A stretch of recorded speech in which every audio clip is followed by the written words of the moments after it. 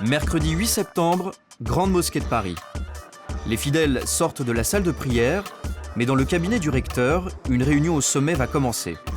Tous les responsables musulmans de France sont là. Ensemble, ils vont fixer la date de l'Aïd el-Fitr, la fête de fin de Ramadan. Le conseil se tient à huis clos. Autour de la table, on discute d'un seul critère, l'apparition d'une nouvelle lune. Si l'astre est visible, la célébration de l'Aïd est proche. Quelques minutes de délibération, puis c'est l'annonce officielle. Le Conseil français de culte musulman vient de prendre la décision à l'unanimité que le vendredi 10 septembre est le jour de l'Aïd el-Fitr. Si pour les 5 millions de musulmans de France, la date est la même, les coutumes pour célébrer la fête de la rupture du jeûne sont différentes selon le pays d'origine des pratiquants. Alors, comment vit-on l'Aïd à travers le monde?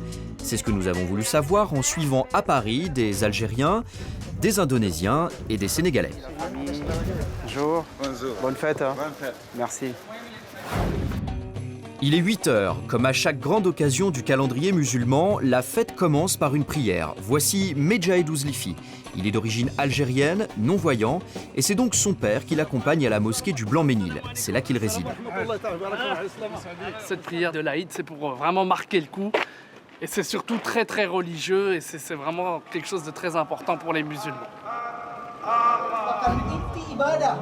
Au même moment, à Paris, dans le 16e arrondissement, Patrick Asjim, diplomate indonésien, arrive dans la salle de prière de l'ambassade. La fête de l'Aïd s'appelle ici Lebaran et elle débute là encore en se tournant vers la Mecque.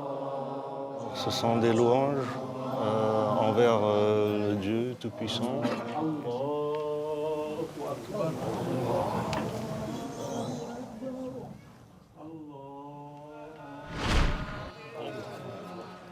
Un peu plus loin, dans le 18e arrondissement, Rakou Diop a trouvé une place sur le trottoir de la rue Polonceau pour prier.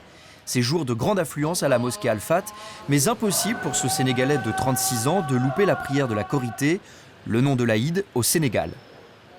C'est une journée de paix, de joie, la bonne humeur. Aujourd'hui, il n'y a pas de dispute. On oublie tous ces problèmes aujourd'hui. Parce que c'est une journée sacrée, quoi, comme on dit. Après la prière, retour à la maison. L'Aïd, c'est avant tout une fête familiale pour les Algériens. Alors, le premier Eid de mon fils, Mohamed. Sidi Mohamed. Il a l'âge de 1 mois. On se présente ses vœux, on s'embrasse. Bref, après les privations du mois de Ramadan, c'est la joie retrouvée en famille. Voilà de thé. Tous les ans, on se réunit. On espère encore pouvoir se réunir des dizaines d'années comme ça, Inch'Allah. Des milliers d'années même. On espère en tout cas. Ce sera... Les pâtisseries, les jolies robes et le henné font aussi partie des grands classiques de l'Aïd. Et pour les enfants, gâtés ce jour-là, c'est un moment très attendu. Et pourquoi tu aimes bien l'Aïd? Pourquoi c'est bien? Parce qu'il y a de l'ambiance.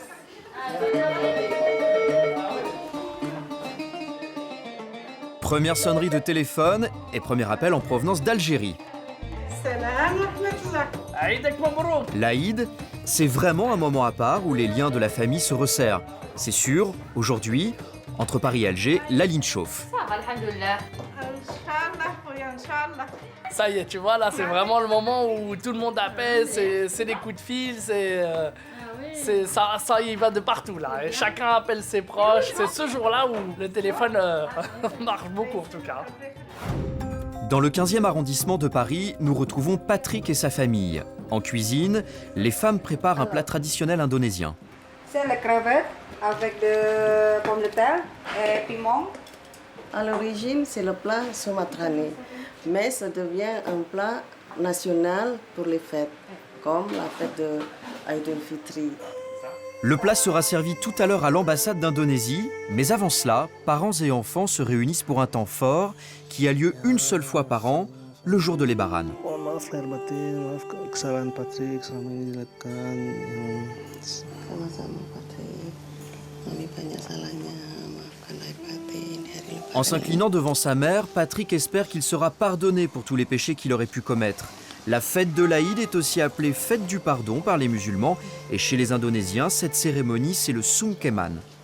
C'est là où les enfants se prosternent devant leurs parents et demandent pardon pour les fautes qui ont été faites, dites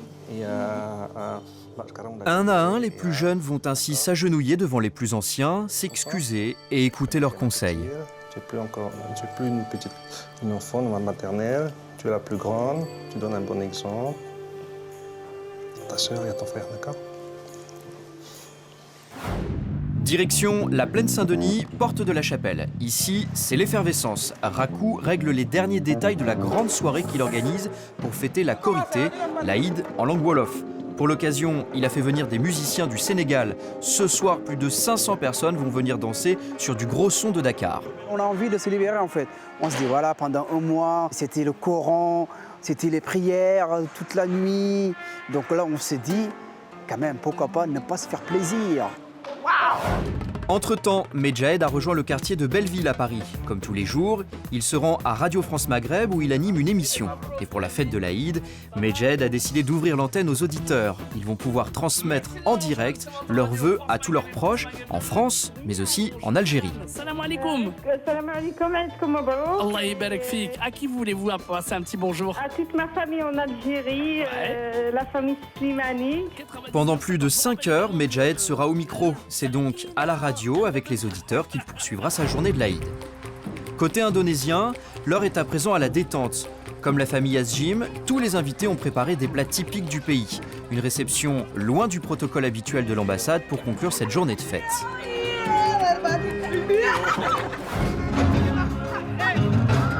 Minuit, retour à la Plaine Saint-Denis. Rakou et ses amis tropicalisent l'ambiance. Il y a eu un mois d'abstinence et on lâche tout aujourd'hui.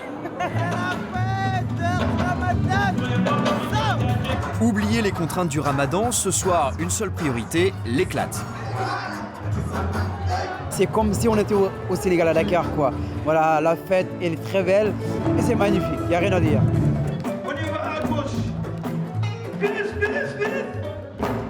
Opération réussie pour Rakou. La fête durera jusqu'à 6h du mat', c'est sûr, chez les Sénégalais. On aura bien fêté la fin du ramadan.